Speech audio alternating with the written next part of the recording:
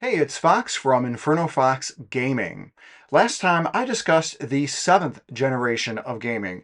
People weren't happy that their nostalgia was being shaken and their beige tinted glasses were being pulled off. Well, strap yourselves in because I've got my eyes set on the 6th generation of gaming.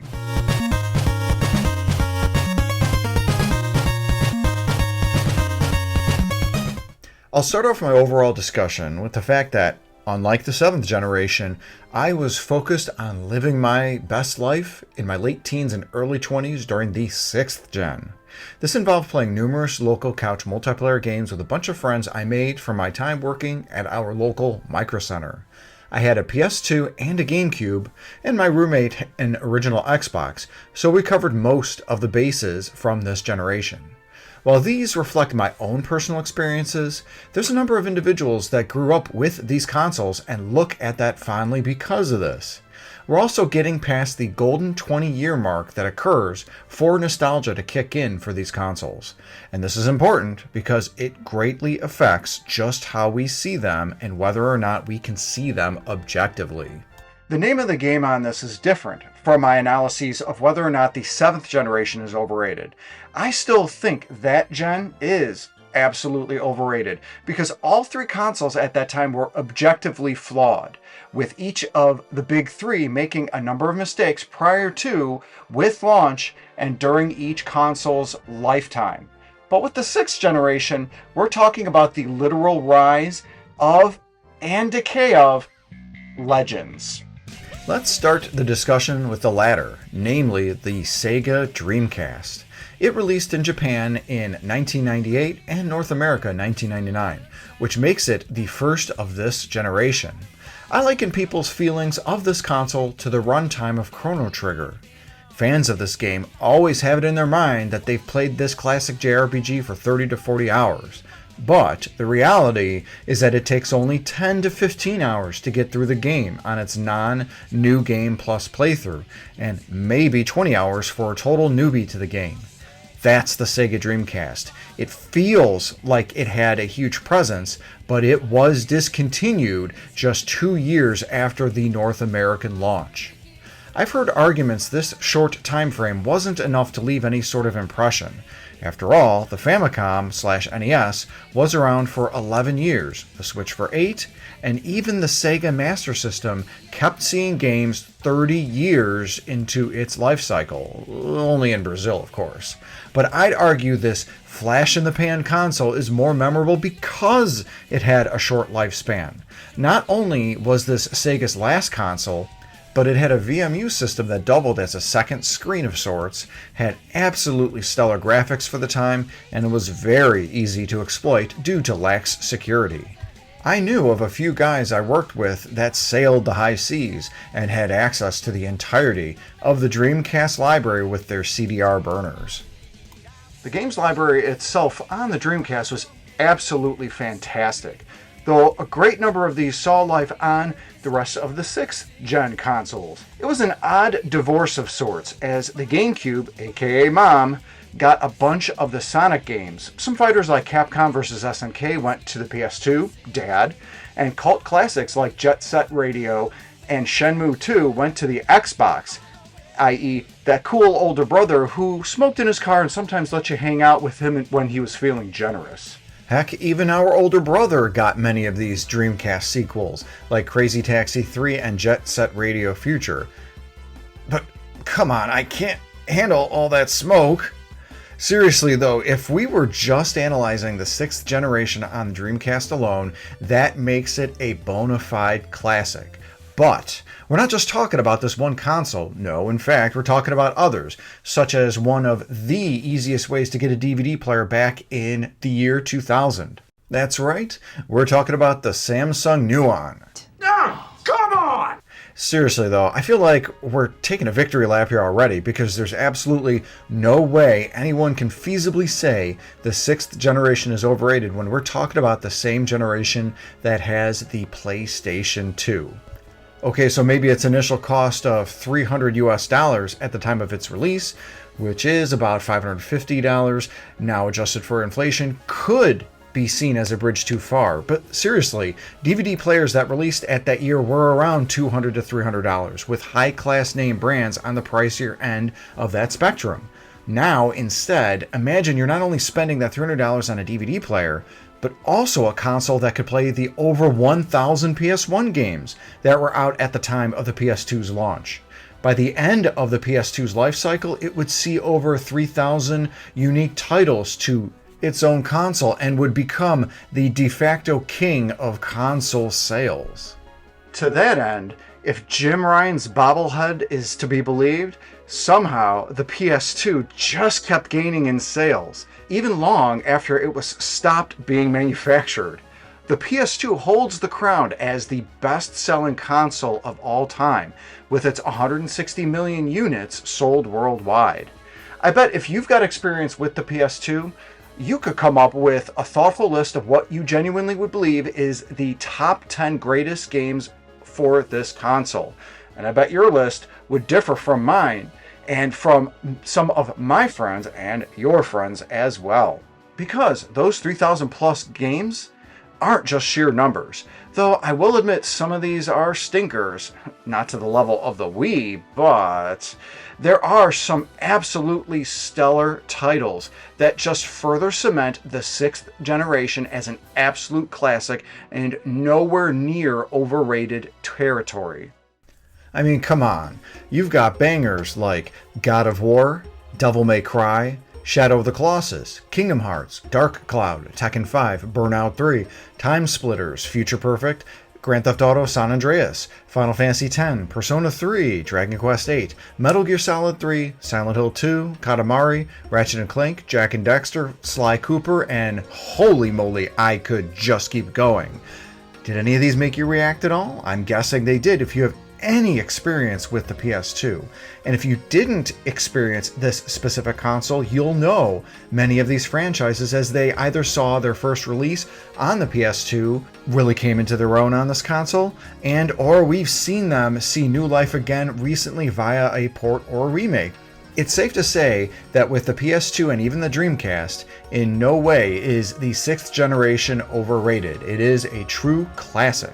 But is it the greatest generation of console gaming? Well, Nintendo says hold my beer because they released one of their worst-selling consoles in this generation. Not counting Nintendo's success in the handheld market, they had been seeing declining sales with their home consoles.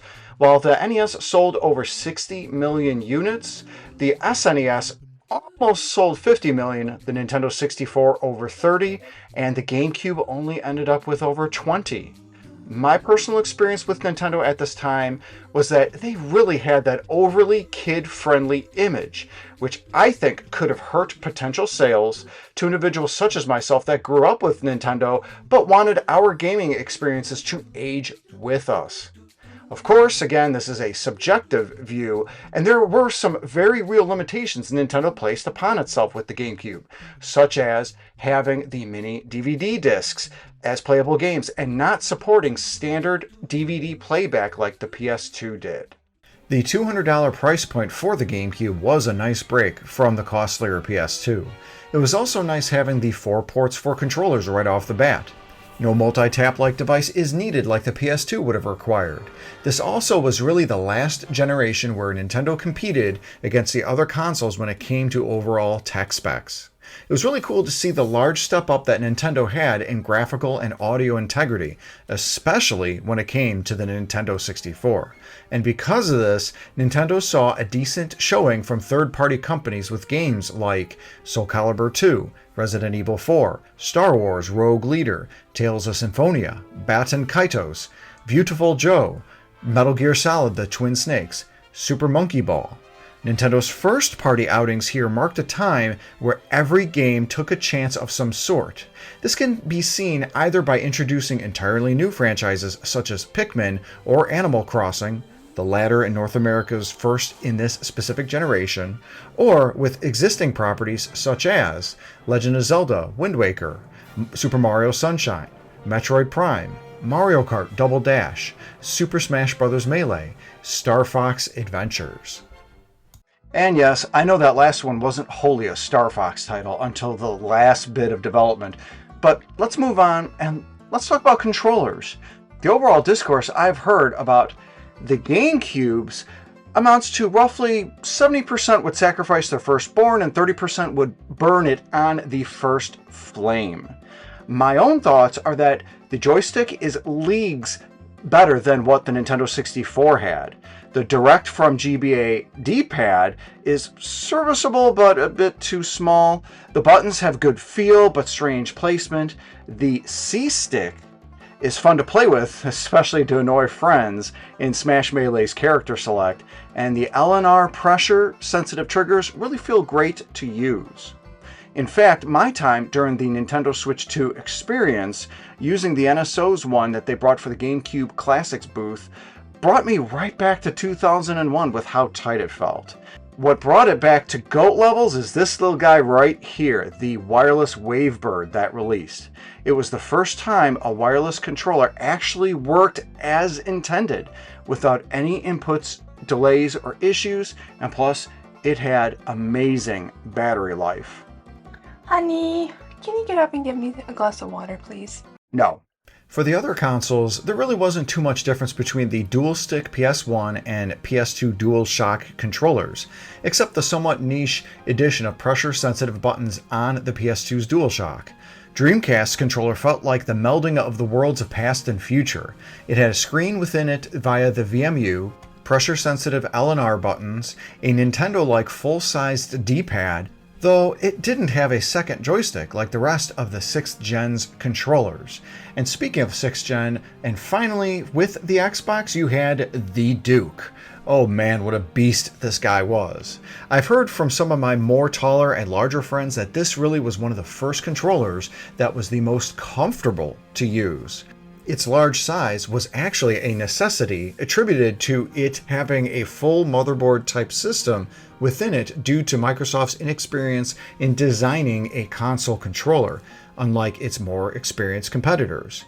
We saw the Duke shrink with the Controller S released a year after the main console's launch, but there's just something so iconic about the Duke. But what about the rest of the OG Xbox? You know, the console itself. Before Microsoft decided to design their own console, they did try knocking on both Nintendo and Sega's door to discuss being purchased. As we obviously know, both companies declined any such offer. And yes, even back in the late 90s, very early aughts, Microsoft still had very deep pockets, giving them a tremendous amount of spending power. But the Microsoft name itself was anathema in the corporate world, especially internationally. After all, Microsoft was brought to court by the U.S. Department of Justice in 1998 for violations of the Sherman Antitrust Act for a myriad of offenses, such as bundling Internet Explorer with Windows to stifle competitors like Netscape.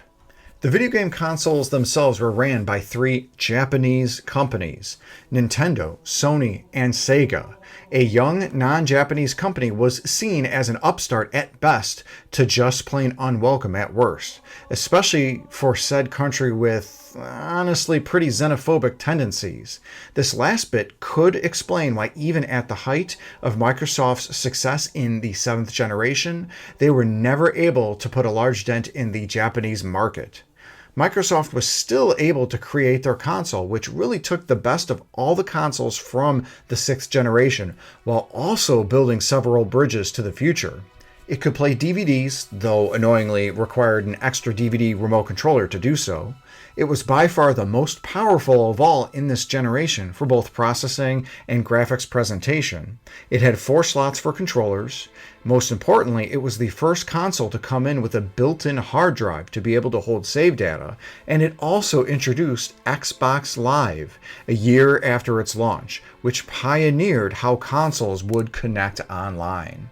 I'm grateful my roommate Mobster had an original Xbox, because this meant I got to experience all 3 mainline 6th generation consoles that were available after the Dreamcast's demise. Obviously, we focused our time with Halo and Halo 2, as these games were widely known as the titles for this great system. Other games were also well known. Some of these include Star Wars, Knights of the Old Republic, The Elder Scrolls III Morrowind, Fable, Project Gotham Racing, Forza Motorsport, Max Payne, and Psychonauts. I'd be remiss if I didn't mention some of the handheld offerings during this generation. That's right, it's time to mention the amazing Nokia N-Gage. Shoot, I remember boxes of them stacked up in the upper back half of whatever local Funkoland we'd visit because those bricks never sold. Also around this time featured the Neo Geo Pocket Color and WonderSwan Color. Okay, those were really mostly known in the Japanese market, but weren't totally awful. I mean, heck, a number of Final Fantasy entries got ported to the WonderSwan, and I just learned recently that Gunpei Yokoi, the original designer of Nintendo's Game & Watch and Game Boy, had helped design the WonderSwan, at least before his unfortunate passing in 1997. Back to the main topic, I know it's the Game Boy Advance all the way in this generation. I love the design and feel of the original one released in 2001, although its backlit counterparts released in 2003 looked better because of it. It's sad that it took Nintendo nearly 15 years to finally put a backlight on an internationally released Game Boy console since the OG came out back in 1989. And while I never owned a Game Boy Micro, I heard it ran well, although its truncated size just looked like it'd be uncomfortable to use, especially with the L&R buttons. To that end, I will say that the Game Boy Advance SP isn't the most comfortable to hold in long gaming sessions, especially again with those L&R buttons. At least it and the OG Game Boy Advance could play regular Game Boy and Game Boy Color games, unlike the Game Boy Micro. Both models of the Game Boy Advance really helped to open up its library of playable games. 1,500 of these alone, not counting the roughly 1,300 for the GBA itself. Many of these were slightly updated ports from the SNES, like the Super Mario Advance series, Link to the Past, but beyond that, there were some really great, unique titles, such as Metroid Fusion and Metroid Zero Mission, Castlevania Aria of Sorrow, Legend of Zelda The Minish Cap, Doom, Wario Land 4, Pokemon Ruby and Sapphire, Fire Emblem, Advance Wars, F-Zero Maximum Velocity, Golden Sun, Final Fantasy Tic-Tacs Advance, and Mario and Luigi Superstar Saga. So let's wrap this up with a nice little bow. It's clear that in no way the 6th generation was overrated. The Dreamcast saw one of the legends of video games fall, or at least drop out of making consoles. What a way to go, though. Some fantastic games, great looking graphics for the time, and they were also quite easy to play, literally through sailing the high seas. The PS2 is the highest selling console of all time. It boasts 2 consoles worth of libraries that contains absolute classics that could rank in some of the best video games of all time. It was also an excellent entry for the DVD market at the time as well. The GameCube was the little lunchbox engine that could. While it was Nintendo's last attempt to rival its competitors with graphics and overall horsepower, the games themselves were innovative, as well as its controller, which is still used on current-gen Nintendo consoles to this day. The Xbox was the American upstart system and thoroughly the strongest one of them all. Not only did games like Halo wow consumers, but the introduction of Xbox Live brought the average video gamer into the overall online community. Nothing beats those Halo LAN parties though, right, Simbu? With all this said, there's a very clear argument that the 6th generation could be the best, or contend to be one of the best. After all, the hardware and software were there. They were there in full effect and force. This generation also kept gamers united, albeit with their own favorite console ecosystems, without any of these preconceived political ideologies that today's gaming landscape seems to have. For me personally, my favorite generation is the 4th one, which contained the SNES, Sega Genesis, and Game Boy consoles. That pixel art was beautiful, and the console wars at the time really helped to drive creativity and innovation in a number of titles for these games. But the 6th generation had that innovation in a number of titles for all of its consoles, while also having just some stellar titles that appeared on all 3 primary home consoles. Let me know in the comments section below what your thoughts are on the 6th generation of gaming. Do you disagree with me in that you feel it's overrated? Or do you perhaps think it is the best console generation of all time? I'd love to start a conversation with you guys on this.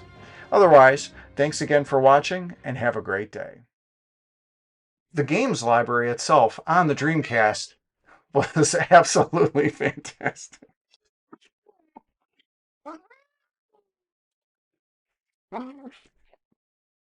Honey, can you get up and get me a glass of water, please? No.